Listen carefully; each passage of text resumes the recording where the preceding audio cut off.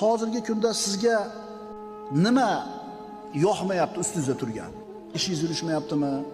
Topganingizda baraka yo'qmi? Boshingiz kasaldan chiqmayaptimi? Boshingiz qarzdan chiqmayaptimi? Musibat u, to'g'rimi? Xotin itoatsizmi? Farzandlar bir noloyiqmi? Sizga nima yoqmayapti? Qarangda, bu musibat. Shu musibatlarda hammasi o'zingizlar qilgan ish sababli bo'ladi, deyapti Alloh taolo. Yana Alloh ko'p gunohlarni kechirib turaman deydi. Agar seni mana shu dunyo matohi, dunyoning latta-luttasi qalbingni to'ridan joy egallab turgan bo'lsa, sen hali birodar Alloh tarafga qarab yuruvchilardan emassan. Allohga qarab yurayotganlardan bo'lishi uchun unga taslim bo'lasan, uni hamma narsadan afzal deb bilasan, shunda senga yaxshilik keladi, shunda martaba keladi, shunda rohat keladi, shunda osoyishtalik keladi, shunda saodat keladi, shunda omonlik keladi, shunda tavfiq keladi.